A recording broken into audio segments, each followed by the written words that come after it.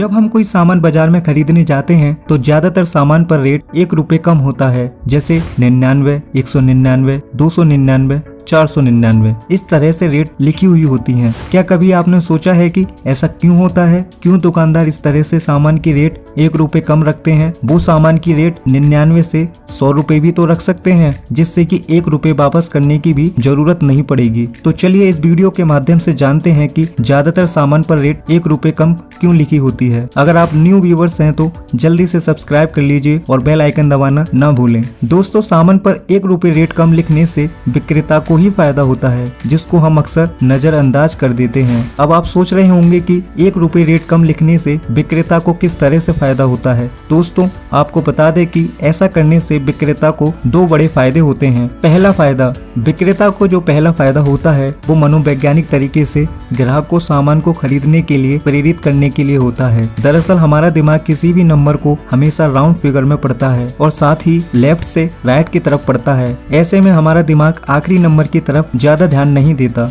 जैसे मान लो किसी वस्तु का मूल्य 18,099 रुपए है, तो ज्यादातर लोग उस वस्तु को 18,000 रुपए समझकर खरीद लेते हैं। इस तरह से विक्रेता मनोवैज्ञानिक तरीके से लोगों की सोच का फायदा उठाते हैं। मतलब विक्रेताओं ने ग्राहकों को सामान खरीदने के प्रति आकर्षित करने के लिए बहुत ही अच्छा नायाब तरीका निकाला है, जो कि 99% तक कामयाब भी है। दूसरा फायदा, जब हम किसी मॉल से सामान खरीदते हैं और मान लो उस सामान की कीमत 799 या 599 आदि है, तो काउंटर पर बिल का भुगतान करते समय ज्यादातर लोग 1 रुपया वापस नहीं लेते। मान लीजिए आपने 999 रुपए का कोई पेंट खरीदा है और काउंटर पर 1000 रुपए दिए। फिर आप सोचते हैं कि 1 रुपए के लिए यहाँ पर क्या रुकें, और ऐसा सोचकर आप वहाँ से चले जाते हैं। कई बार विक्रेता आपको 1 रुपए के बदले कोई सस्ती सी टॉफी दे देता है, तो कुछ लोग उस टॉफी को ले लेते हैं और कुछ लोग उस टॉफी को लेते भी नहीं हैं। अब आप मान लीजिए उस मॉल में रोजाना 1000 लोग शॉपिंग के लिए आते हैं और उनमें से 100 लोग अपना 1 रुपया लेना छोड़ देते हैं। इस तरह से विक्रेता को रोजाना 100 रुपए का फायदा हो रहा है और इस फायदे को वह विक्रेता किसी अकाउंट में नहीं लिखता है। इस तरह से विक्रेता को 1 साल में 36,500 रुपए का फायदा होता है। अब मान लो उस विक्रेता के पूरे देश में 100 रिटेल आउटलेट हैं और सभी में यही प्रोसेस चल रहा हो, तो विक्रेता को 1 साल में 36,50,000 का अतिरिक्त फायदा होता है, जिसे वो विक्रेता किसी भी अकाउंट में रिकॉर्ड नहीं करता है, यानी वो पूरी तरह से ब्लैक मनी होती है। अगर मान लो विक्रेता आपको 1 रुपए के बदले एक टॉफी भी देता है, तो भी ये लाखों रुपए कमा लेता है, क्योंकि 100 टॉफी का पैकेट उसको 25 से 30 रुपए में पड़ता है, लेकिन विक्रेता आपको 1 रुपए में एक टॉफी देता है। इस तरह से आप समझ सकते हैं कि वह विक्रेता आपको टॉफी देकर भी कितना कमाता है। हालांकि इस दूसरे फायदे पर अभी काफी हद तक लगाम लग चुकी है, क्योंकि ज्यादातर लोग अब ऑनलाइन पेमेंट करते हैं, जिससे वो जितना बिल होता है उतना ही बिल चुकाते हैं। दोस्तों, अब आपको अच्छी तरह से पता चल गया होगा कि सामान पर रेट 1 रुपए कम क्यों लिखी होती है। आशा करते हैं यह वीडियो आपको अच्छी लगी होगी। आप कमेंट करके जरूर बताएं। वीडियो को लाइक, शेयर और सब्सक्राइब करना ना भूलें।